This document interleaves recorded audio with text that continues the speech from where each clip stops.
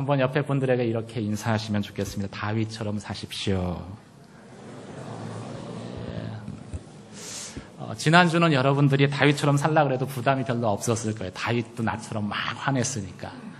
오늘은 좀 부담되실 겁니다. 제 다윗의 모습이 참 믿음의 삶이라는 건 이런 것이구나 라는 것을 저희 가운데 다시 한번 비춰주기 때문인 것이죠. 노련한 항해사는 이 거친 바다를 통해서 키워진다는 영국 속담이 있습니다. 우리는 위기 없는 삶을 소망하죠. 그런데 하나님은 위기를 통해서 위대한 하나님의 사람을 만드십니다. 위기 없이 뛰어난 사람 될 수 있습니다. 그런데 위기 속에서 이 절망을 극복해 보지 않고는 위대한 믿음의 사람은 될 수 없습니다. 적어도 우리가 어떤 사람을 향해서 위대하다라고 이야기할 때는요, 그 사람 안에 있는 자신 안에 있는 절망을 극복해낼 수 있는 그 내면의 용기가 필요한 것을, 요구되는 것을 저희는 어느 누구나 공감하기 때문인 것이죠. 광야 생활을 근근히 버텨내는 것도 다윗에게는 쉽지 않았을 것입니다.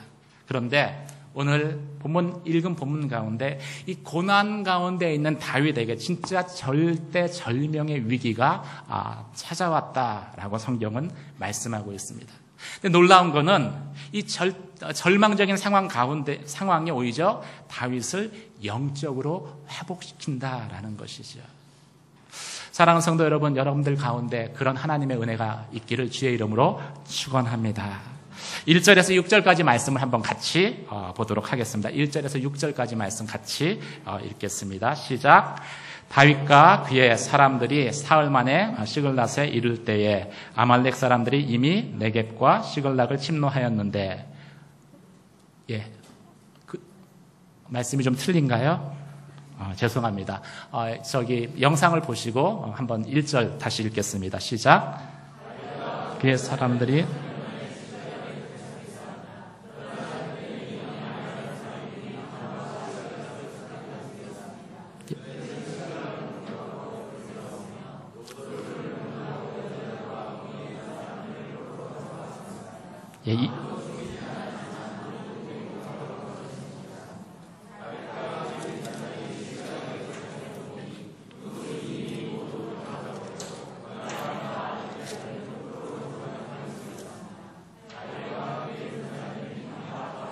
더 이상 울지도 못할 정도로 소리 높여 울었습니다. 다윗의 두 아내 이스라엘 여인 아히노암과 갈멜 사람 나발의 아내였던 아비가일도 잡혀갔습니다. 백성들은 모두 자기 자녀들로 인해 슬픈 나머지 다윗을 돌로 쳐 죽이고자 했습니다. 다윗은 너무나 괴로웠습니다. 그러나 다윗은 그의 하나님 여호와를 의지해 용기를 냈습니다. 아멘. 여러분들이 그냥 쭉 읽으니까 좋네요. 어려울 때 친구가 진짜 친구라는 말이 있습니다. 힘들고 어려운 상황이 되면은 이 사람들 안에 있는 본성, 마음에 그 본성이 드러나기 때문에 생긴 말이죠. 저희가 그냥 딱 터놓고 얘기해가지고요, 우리 안에 있는 그 악한 본성이 그 비커에 담긴 물처럼 투명하게 비친다라고 했을 때, 여러분 이 자리에서 같이 살 만한 사람이 몇 명이나 될까요? 한번 옆에 분들 보세요. 자신이 있으신지. 평상시 저희가 살아갈 때는 저희가 이것들을 잘 감추고 살아갑니다. 잘 포장하고 멋진 옷을 입고 살아가는 거죠. 그러니까 살 수 있는 거예요. 한번 옆에 분들에게 이렇게 말씀해, 포장도 잘 하면 은혜입니다. 이렇게 한번 인사해 보시죠. 우리 안에 있는 본성을 다 하나님이 드러내시면요, 저희는 같이 살 수 없습니다. 이 포장되는 것도 사실은 은혜예요. 그런데 이 포장된 우리 모습이 어떤 상황이 되면은, 오늘 다윗과 그 일행들이 시글락에서 당한 것과 같은 어떤 극한 상황을 만나면은요, 우리 안에 있는 최악의 것들이 한순간에 확 드러나 버린다라는 것이죠. 다윗과 그 부하들이 성을 비운 사이에 이 사나운 아말렉 족속이 다윗의 본거지인 시글락을 습격했다라고 오늘 성경에 말씀하고 있습니다. 성을 불지르고 재물을 약탈하고, 그리고 더 중요한 건 사랑하는 남겨진 가족들, 처자들을 끌고 가 버렸다라는 거예요.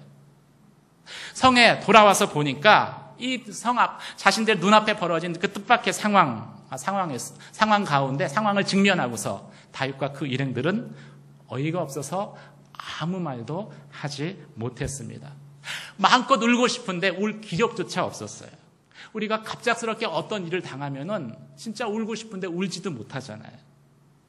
다윗의 두 아내도 잡혀갔다라고 성경에 말씀하고 있습니다. 그런데 다윗에게는 엎친 데 덮친 격으로요. 그 지금 직면한 상황도 어려운 상황인데 더 큰, 더 위협적인 그 위기가 다윗에게 닥쳐옵니다. 이런 일들을 당하니까 그동안 어려워도 함께 굶고 또 마음을 함께 했었던 그 동고동락을 했었던 다윗의 사람들, 다윗의 동지들이죠.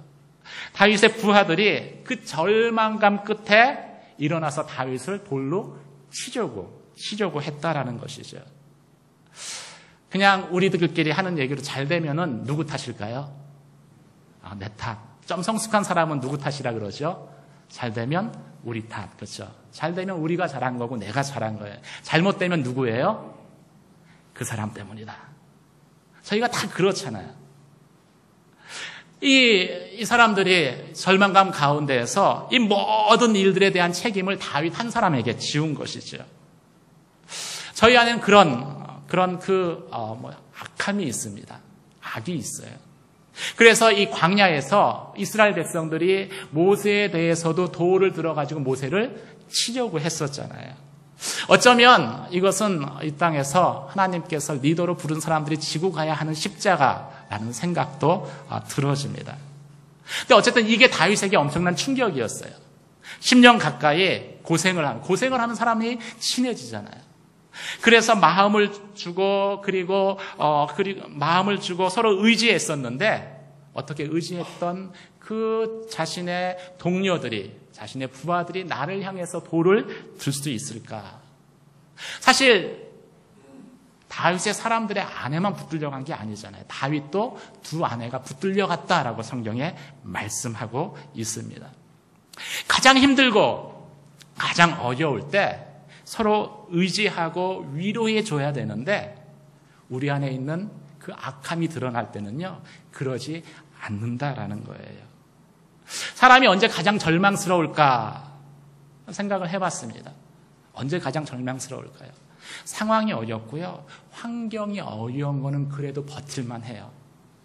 진짜 그 마음이 절망되는 것은 내가 믿었는데, 내가 의지했는데 그 사람이 나를 향해서 돌을 들었을 때, 칼을 들이밀었을 때, 배신했을 때 우리는 참 삶의 비애를 느끼면서 깊은 절망감을 경험하게 되는 것이죠.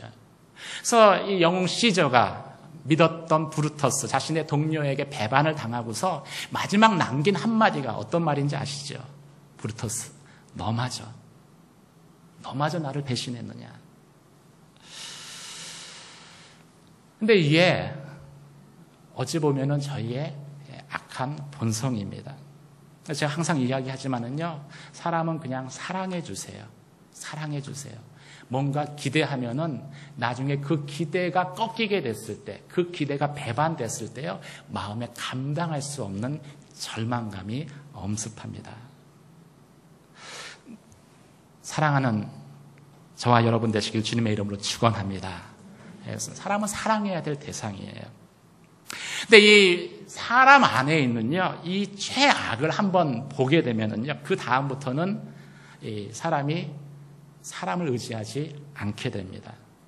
다윗이 그 힘든 광야 생활의 그 고난 가운데 얻었던 유익이라고 든다면은요, 다윗이 많은 위기를 겪었어요. 그러면서 사람의 어떻게 보면은 그 속의 본질이 어떻게 드러나는지를 본 거예요. 그래서 체득한 것이 무엇입니까? 상황이 절망스럽고 상황이 어려울수록 사람을 의지해서는 안 된다라는 것이죠. 다윗이 광야 10년 동안에 그것을 체득했습니다. 그리고 이 다윗이 광야 생활을 통해서 체득한 이것이 오늘 절대절명의 위기 가운데 있는 다윗, 다윗에게 전하 위복의 기회가 되었습니다. 오히려 이 다윗의 부하들은 그 절망스러운 상황 가운데서 그들의 최악을 드러냈는데 다윗은 어쩌면 그거보다 더 심각한 그 절망의 상황 속에서 그래서 자신 안에 있는 최선을 보여주고 있습니다. 그것을 성경에서는 이렇게 짧게 표현했습니다. 다윗이 크게 다급하였으나 그의 하나님 여호와를 힘입어 용기를 얻었더라. 사랑하는 성도 여러분, 다윗처럼 상황이 힘들고 어려울 때 여러분 안에 있는 그 그리스도의 선하심이, 최선이 여러분의 삶을 통해서 드러나게 되기를 주의 이름으로 축원합니다. 그러려면은요, 하나님께 되돌아가야 돼요. 상황 붙들고 사람 붙들어서는 내 안에 그런 최선이 나올 수 없기 때문인 것이죠. 어쩌면 우리는 상황과 환경을 탓할 수도 있습니다. 입장을 바꿔놓고 생각을 해보시죠. 지금 내가 당한 이 일을 당하고 나면은 이렇게 행동하는 게 당연하지 않겠습니까? 악에 바쳐서 돌을 드는 게 당연하지 않겠습니까? 그렇게 얘기할 수도 있을 거예요. 한편으로는 공감이 되는 것이죠. 이 어려움을 당하고서는 하나님에 대해서 마음에 쓴뿌리가 올라오는 게 당연하지 않겠습니까? 그런데 오늘 성경은 똑같은 절망적인 상황을 맞은 그 다윗과 다윗의 사람들 가운데에서 어쩌면 우리가 너무나 자연스럽게 그럴 수도 있지라고 행동하는 것과 정반대의 모습을 저희 가운데 보여주면서 그 가운데에서도 하나님이 나의 최선을 끄집어낼 수 있다라고 저희 가운데 도전하고 있는 것이지요. 사랑하는 성도 여러분, 감당하기 어려운 그러한 어려움, 그 가운데에서 깊은 절망을 경험해 보셨습니까? 혹시 마음에 너무나 낙담되고 절망이 돼서 다른 사람도 내 처지가 되면은 돌을 들 수밖에 없을 텐데, 돌을 드는 게 당연할 텐데, 혹시 그렇게 마음 먹고 계시는 분 있지 않으십니까? 다윗처럼 하나님께 나아가는 저와 여러분 되시기를 주님의 이름으로 축원합니다. 어떤 인간도 의지할 수 없을 때 온몸에 기운이 빠지는 것 같은 낙심의 순간에도 우리가 하나님을 붙들면은요, 하나님이 나를 통해서 새 힘을 주시기 때문인 것이죠. 그 다윗의 하나님이 저와 여러분의 하나님 되시기를 주의 이름으로 축원합니다. 다윗은 하나님을 붙들었습니다. 그리고 하나님의 인도를 구했습니다. 그리고 하나님의 말씀 가운데 순종했습니다. 끝까지 순종했습니다. 그럴 때 하나님은 다윗의 삶 가운데 어떤 일들을, 어떤 은혜를 베푸셨습니까? 6절에서 10절까지 말씀을 이번에는 저와 여러분이 한 절씩 같이 교독하도록 하겠습니다. 6절에서 10절까지 말씀입니다. 제가 6절 먼저 읽겠습니다. 백성들은 모두 자기 자녀들의 일로 슬픈 나머지 다윗을 돌로 쳐 죽이고자 했습니다. 다윗은 너무나 괴로웠습니다. 그러나 다윗은 그의 하나님 여호와를 의지해 용기를 냈습니다. 다윗은 아히멜렉의 아들인 제사장 아비아달에게 말했습니다. 내게 에봇을 가져다 주시오. 아비아달이 에봇을 가져오자 다윗은 여호와께 여쭈어 보았습니다. 제가 저 약탈자들을 쫓아가야 합니까? 제가 그들을 따라잡겠습니까? 여호와께서 대답하셨습니다. 저들을 쫓아가거라. 내가 그들을 따라잡아 반드시 모두 구해낼 것이다. 그리하여 다윗과 함께 있던 600명의 군사들은 일어나 부솔 골짜기에 도착해서 일부는 10절 같이 읽겠습니다. 시작.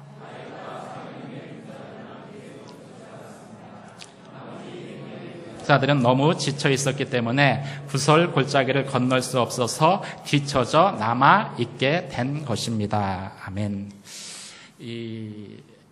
대부분의 사람들은 문제가 생기면은요, 이 타인이나 환경의 책임을 전가하기에 바쁩니다. 그런데 이 진짜 제대로 된 하나님의 사람은 먼저 자기 자신에게 책임을 물어보죠. 상황에 반응하고 또 다른 사람에게 어려운 소리를 하기 전에 홀로 하나님 앞에서 절박한 상황을 호소하고 그리고 자신의 감정을 추스립니다. 그래서 이 진정한 하나님의 사람은요, 어쩌면 위기 속에서 마치 어둠 속에서 빛을 발하는 별과 같이 더 빛을 발하는지도 모르겠습니다. 다윗은 위기가 있을 때마다 하나님 앞에 의지하는 훈련이 되었습니다. 그래서 이 절대절명의 그 절망스러운 상황 가운데에서 하나님 앞에 엎드립니다. 그리고 하나님으로부터 재충전을 받죠. 여러분, 다윗과 같은 사람이 되기를 원하십니까? 그렇다면요, 재앙 앞에서, 위기 앞에서 사람을 탓하지 마시고 먼저 하나님 앞에 기도하셔야 됩니다. 기도하면 하나님이 나의 내면, 내 속을 바꾸어 주세요. 내 속마음을 변화시키십니다. 다윗이 하나님을 붙들었을 때 하나님이 다윗을 변화시켰습니다. 그리고 내가 변화되잖아요. 내가 변화되면은 다른 사람도 변화됩니다. 그리고 마지막에는요, 환경도 바뀌게 되어 있습니다. 다윗이 기도하였을 때 다윗의 목소리에는요, 이전과는 다른 그런 하나님의 권위와 영광이 있었던 것 같습니다. 그러니까 한번 생각을 해보세요. 그 전까지만 해도 다윗에게 분노해서 이 모든 것은 다윗 때문이다. 그래서 돌을 들었던 사람들이 다윗이 기도하고서 우리가 아말렉을 쫓아가자라고 했을 때 그 600여 명의 사람들이 아무런 말도 하지 않고 다윗을 쫓았던 것 아니겠습니까? 다윗이 기도했을 때 뭔가 다윗 안에 변화가 일어났기 때문에 가능한 거예요. 그 변화라는 것은 어쩌면 총이나 칼, 어떤 사회적 지위나 돈이 줄 수 있는 그러한 변화가 아닙니다. 하나님께 나아갔을 때 하나님이 다윗 가운데 주셨던 영적 권위를 회복시켜 주셨기 때문에 그 시글락에서 다윗에게 돌을 들었던 그 600여 명의 사람들이 다시 다윗을 쫓아갔던 것이죠. 여러분, 혹시 그런 질문 해보지 않으셨습니까? 왜 사람들이 내 말을 듣지 않을까? 왜 내 자녀가 내 말을 듣지 않을까? 왜 순종하지 않을까? 내가 엄마인데, 내가 아빠인데. 고민해보지 않으셨어요? 직장에서 내가 상사인데 왜 부하 직원이 내 말을 듣지 않고 저렇게 밴들밴들 될까? 뺀질뺀질 될까? 그래서 말 안 듣는 동료 아니죠. 직장의 그 부하 직원 때문에 여러분 이렇게 속상해 보신 적 없으십니까? 가정 안에서 내가 남편인데, 내가 머리인데 왜 아내가 내 말을 듣지 않을까? 그래서 속상해 보신 적, 질문해 보신 적 없지 않으세요? 제가 정답을 말씀드리겠습니다. 중요합니다. 왜 그럴까요? 왜 그럴까요? 내가 하나님 말 안 듣고, 내가 하나님 앞에서 뺀질뺀질대고, 내가 하나님께 때로는 대들기 때문에 그러는 거예요.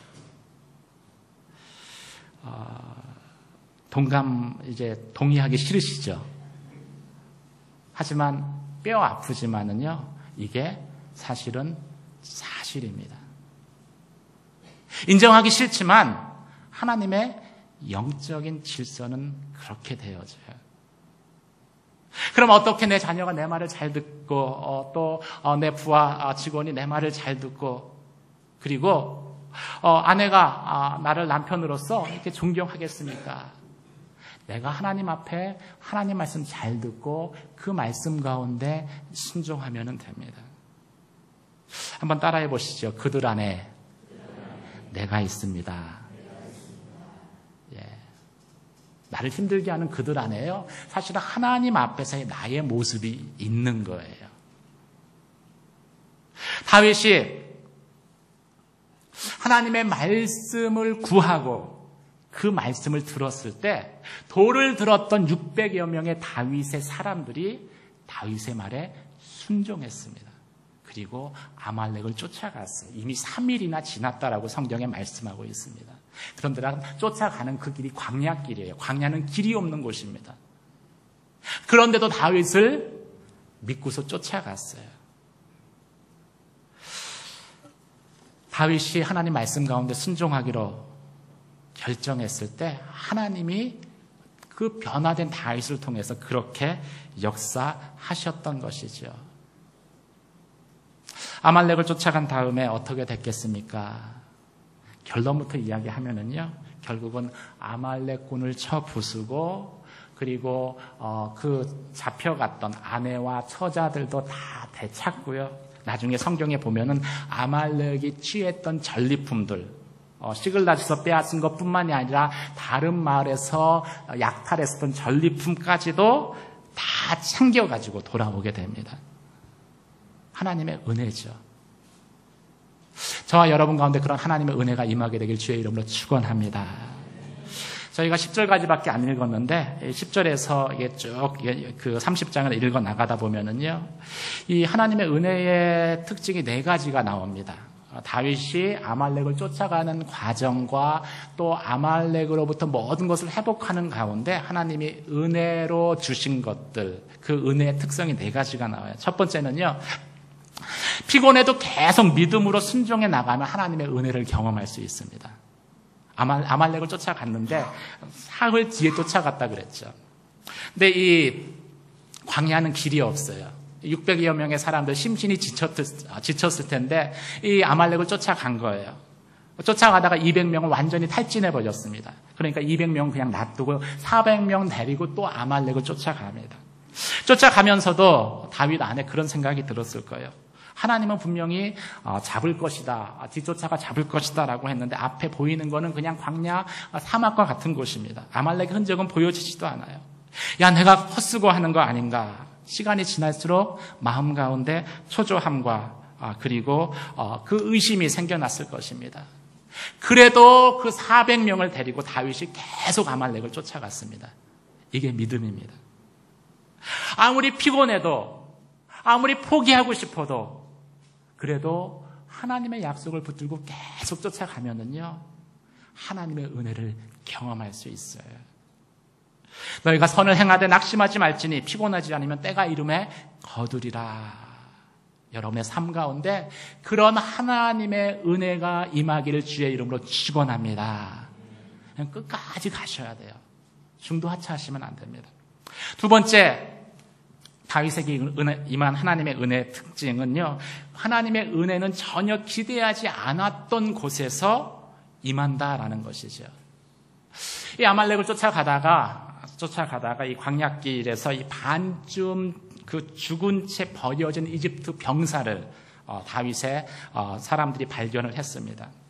그 병든 이집트 소년이죠. 소년이 다윗과 다윗의 군대를 보면 눈이 빨개요. 복수심에 이글이글 하는 거죠. 그 이집트 소년은 다윗에게서 어떤 호의를 입을 것을 기대하지 않았을 것입니다. 그런데 이 버려진 이집트 소년을 쫓아가기도 바쁘잖아요. 그 바쁜 와중에 이 이집트 소년을 다윗과 다윗의 일행들이 먹을 것을 주고 그리고 치료를 해줍니다. 그래서 겨우겨우 살려놔요. 기운을 차리게 합니다. 그런데 기운을 차리고 보니까 이집트 소년이 누구였냐면요, 아말렉 왕의 종이었어요. 그런데 이제 전쟁에서 이기고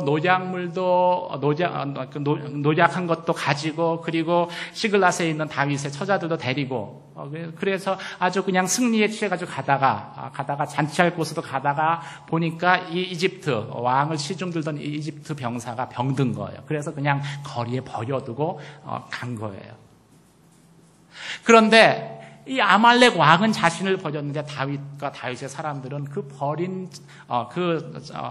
버린 그 이집트 소년을 살려줬잖아요. 구해줬잖아요. 그래서 이 소년이 다윗의 군대를 아말렉이 잔치하기로 예정된 곳까지 인도해 갑니다. 하나님의 은혜죠. 만약에 이집트 소년이 없었더라면요, 아말렉이 그 거하는 곳을 발견할 수 없었을 거예요.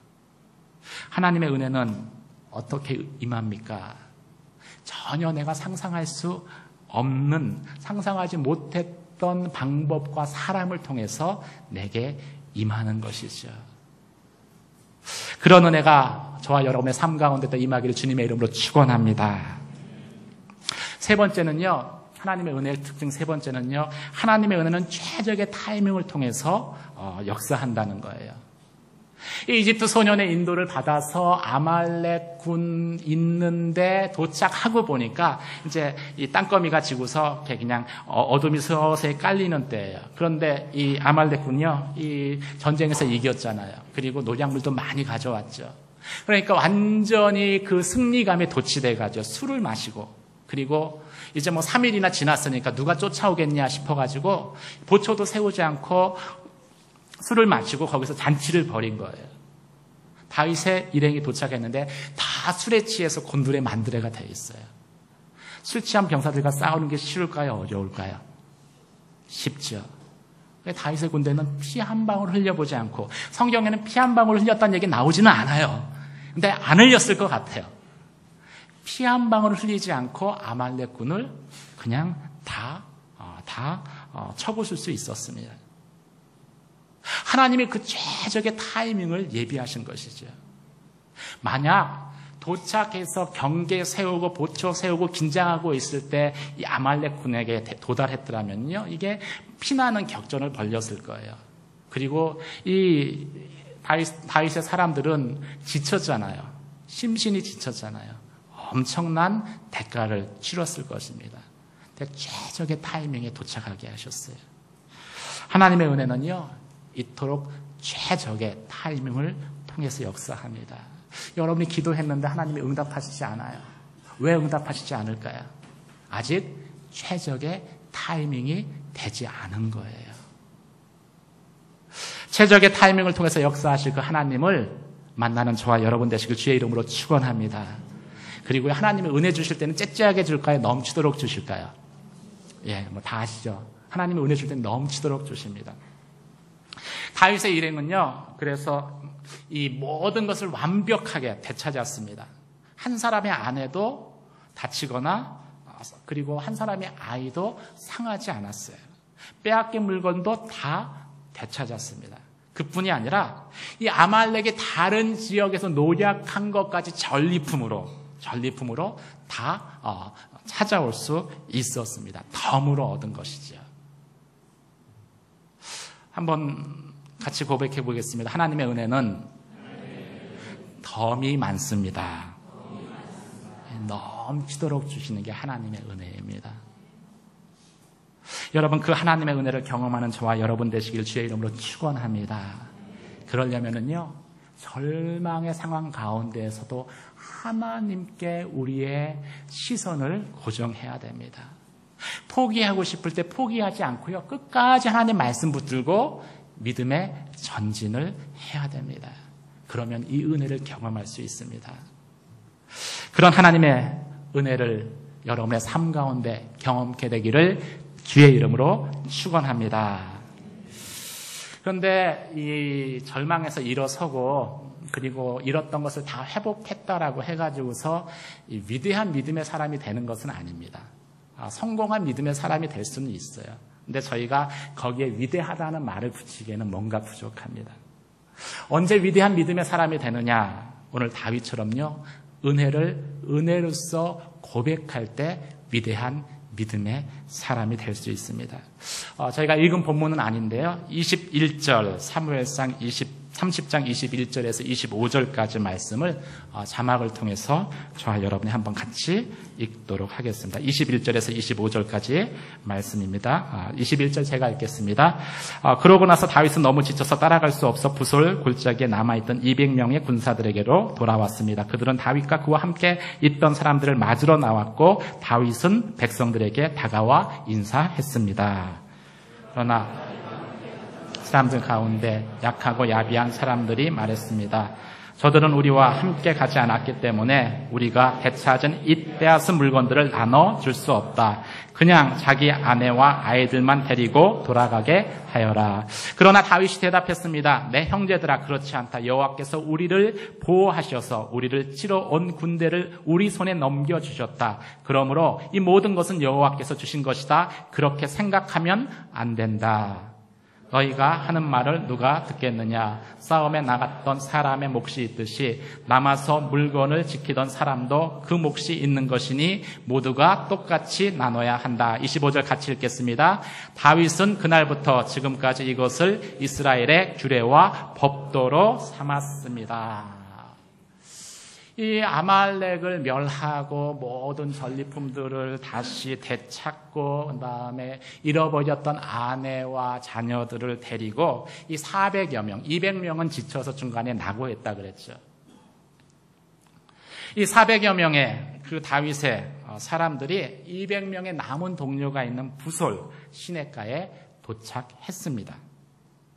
200명은 이제 중간에 낙오한 탈락한 사람들이었죠. 이 공동체 안에는요, 항상 이 400명도 있지만은요, 200명도 존재합니다. 자신의 그 연약함 때문에 지치고 힘들어서 믿음의 싸움을 싸우다가 그냥 중도 하차한, 포기한 사람들도 분명히 공동체에는 존재하기 마련입니다. 어떤 의미에서 보면은요, 중간에 그냥 멈춰버렸기 때문에 하나님의 은혜를 경험하지 못한 그런 사람들이죠. 자신의 연약함을 가지고 불우한 환경 속에 노출되어 있는 사람입니다. 그런 사람들이 분명히 공동체 안에 있다라는 것이죠. 다윗의 일행 가운데도 그런 200명이 있었습니다. 그때 이 400명이 돌아왔을 때 이 200명도 같이 기뻐했겠죠. 왜요? 잃어버렸던 처자와 자녀들을 만났기 때문입니다. 너무 기뻐서 울면서 얼싸안으면서 기뻐하고 있는데 누군가가 그 이야기를 하는 거예요. 이 사람들이 기뻐하는 것은 자녀와 아이들을 찾은 것으로 족하다. 전쟁에서 이겼으니까 전리품이 있잖아요. 이 전리품을 항상 전쟁에 참여한 사람들이 나누게 되어 있었습니다. 이 사람들에게 그 전리품을 나눠주는 것까지는 그것은 합당하지 않다. 그래서 전리품을 누군가 나눠주려고 했을 때 딱 제지를 하는 사람들이 있었어요. 어떻게 보면은 너무나 당연한 말이죠. 투자한 사람만 뭘 받을 수 있습니까? 배당금을 받을 수 있습니다. 어떻게 보면 너무나 상식적인 선에서 이야기한 거였고요. 그리고 자연스러운 것이었습니다. 그런데 오늘 성경을 보면은요, 그 사람들에 대해서 뭐라고 이야기했냐면은 그것을 주동했던 사람들에 대해서 악하고 야비한 사람들이다라고 평가하고 있습니다. 좀 억울하지 않으세요? 아니, 투자한 사람이 배당금을 받아야 투자도 안 했는데 전쟁에 같이 참여하지도 않았는데 왜 전리품을 나눠 가진다는 거예요? 근데 그렇게 얘기했다고 악하고 야비하다는 거예요. 저희의 그 일반적인 상식을 통해서는 이해할 수 없는 평가가 거기에 내져진 것이죠. 왜 그렇게 이야기했을까요? 사실은 그들 한 사람 한 사람을 보면은요, 사실 은혜 가운데 은혜를 경험했었던 사람들이에요. 그들이 시글락이라는 곳에 모여서 살게 된 것 자체가 은혜였고요. 그들은 사울의 핍박을 피해서 다 도망했었던 사람들입니다. 근데 그 사람들이 시글락에서 거할 수 있는 것 자체가 은혜였어요. 그리고 아말렉을 추적할 때도요, 여러분 기억하시잖아요. 추적할 때 그들이 추적하기 전에 다윗에 대해서 어떻게 했습니까? 돌을 들었어요. 다윗을 죽이려고 했었습니다. 그런데 그들이 아말렉을 추적해서 가족을 찾을 수 있었던 것은 사실은 누구 때문입니까? 다윗 때문이에요. 다윗과 아비아달 때문입니다. 아니, 아말렉에 있는 잔치하는 곳에 도달해서 아말렉을 물리칠 수 있었던 것은 누구 때문일까요? 하나님 때문입니다. 하나님이 이집트 소년을 예비해 놓으셨기 때문에 그래요. 가장 좋은 타이밍에 아말렉군에 도달할 수 있게끔 하나님이 인도해 주셔서 그런 것입니다.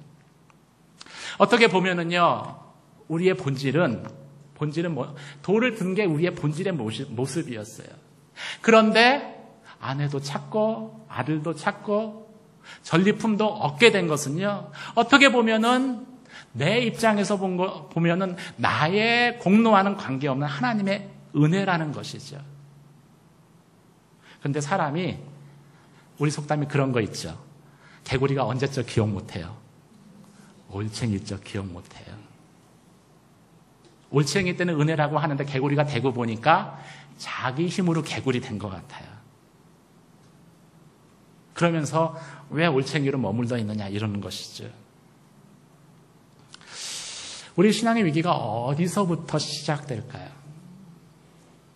저는 신앙의 위기는요, 내가 받은 그 은혜보다도 나의 공적을 더 많이 말하기 시작하면서부터 시작된다라고 감히 말씀드리겠습니다. 한번 여러분 자신을 한번 쭉 스크린 해보세요. 내가 뱉은 말 가운데에서 내가 사람들 앞에서 말할 때 예수님의 은혜를 많이 말하는가, 아니면은 나의 잘남, 나의 공적을 더 많이 이야기하는가. 내가 내 자랑을 많이 한다 그러면요, 그때부터 우리는 이 은혜를 베푸는 것이 아니라요, 내 자랑을 많이 한다는 것은 다른 사람을 향해서 평가하고 판단한다는 거예요. 그때부터 어쩌면 시어머니 노릇을 하는 건지도 모르겠습니다. 은혜를 받으면 당연히 은혜를 이야기해야 됩니다. 근데 저희 현실이 그렇지가 않아요. 몇 가지 예를 들어볼까요? 고약한 시어머니 밑에서 시집살이 많이 한 며느리가 이제 자식을 출가해서 시어머니가 됐습니다. 좋은 시어머니가 됐을까요? 더 고약한 시어머니가 됐을까요? 대답을 안 하시는군요. 못하는 게 아니라. 대부분은 더 고약한 시어머니가 됩니다. 돈 때문에 고생을 많이 했었던 사람이 가난한 사람을 보면 불쌍히 여길까요? 아니면 왜 너는 그렇게 가난하게 살아? 구박할까요? 더 구박합니다. 그냥 현실이 그렇다라는 거예요. 자녀 때문에 고통을 많이 겪었던 부모, 남의 자녀 흉 볼까요? 안 볼까요? 더 많이 봅니다. 이건 제게 찔리는 얘기예요.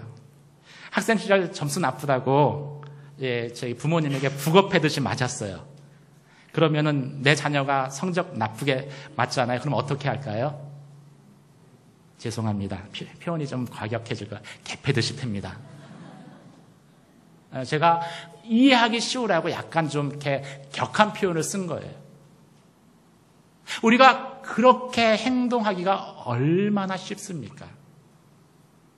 어쩌면 우리는 하나님께 받은 은혜의 통로가 되기보다는요, 사람에게 받은 그대로 갚으려고 하는지 몰라요. 저는 평택 온누리교회 모든 성도들이요, 하나님의 받은 은혜의 유통자, 통로가 되기를 주님의 이름으로 축원합니다. 내 가슴에 못을 박는 사람이 있을 수 있죠. 근데 내 가슴에 못이 박히면은요, 내가 똑같은 말을 하면은 그 사람 가슴에도 못이 박힙니다. 목이 박히는 게 아니라 못이 박혀요. 근데 저희는 은혜를 경험했는데, 은혜를 유통하는 게 아니라요, 어떻게 보면 상처를 유통하고 그리고 고통을 유통하는 그러한 삶을 선택하지는 않으십니까? 내가 개구리가 됐다라고 해가지고서 올챙이 쪽을 이미 잊어버린 것은 아니십니까? 근데 다윗의 위대함이 어디에 있냐면요, 그래서 이 400명 중에서 일부겠죠. 일부가 들끓었어요. 어떻게 우리가 고생해서 얻은 전리품인데 이것을 그냥 저들은 자녀하고 아이 되찾은 것으로 족하지 않느냐, 이것을 나누는 건 불공정한 거 아니냐, 웅성웅성 됐을 때 다윗이 딱 한마디 합니다.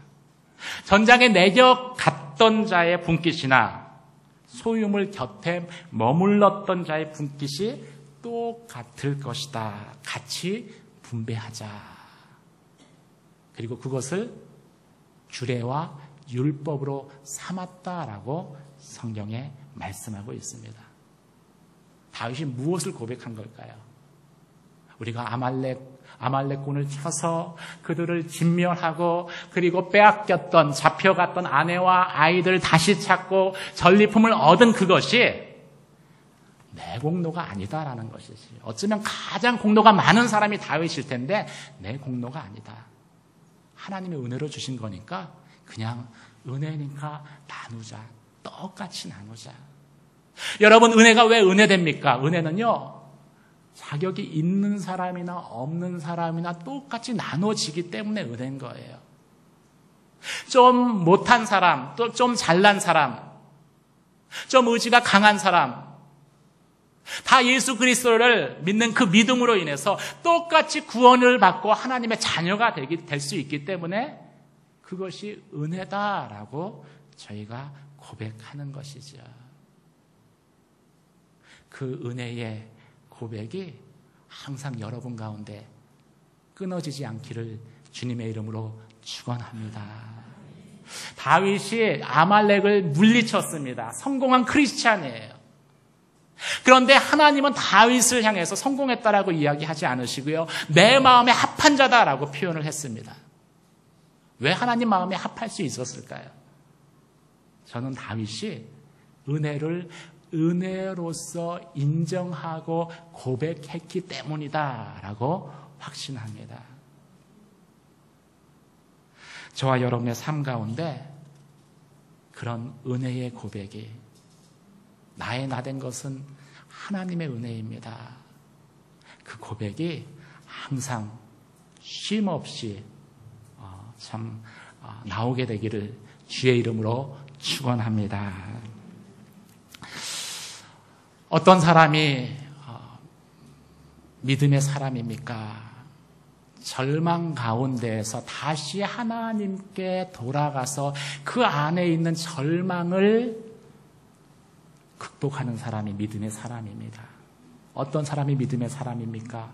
하나님의 말씀을 붙들고 내 안에 갈등과 의심과 회의가 찾아온다 하더라도 그 말씀 붙들고 끝까지 믿음의 싸움을 하는 사람이 위대한 하나님의 사람입니다. 어떤 사람이 믿음의 사람입니까? 내 공로, 내가 잘한 것 이야기할 수 있는 모든 조건이 준비가 됐지만은 자신을 드러내기보다는 하나님의 은혜였다. 고백할 뿐만이 아니라 삶 가운데 실제로 하나님의 은혜를 인정하는 그러한 믿음의 선택을 하는 사람이 위대한 믿음의 사람입니다. 어쩌면 다윗의 삶에 저희 같은 허물과 연약함이 있었음에도 불구하고 하나님이 다윗을 계속해서 사용하셨던 이유는요, 다윗 안에 그 고백이 있었기 때문이 아닌가, 그런 생각이 들어집니다. 그런 믿음의 고백을 하시고 다윗처럼 살아가는 저와 여러분 되시기를 주의 이름으로 축원합니다. 기도하시겠습니다.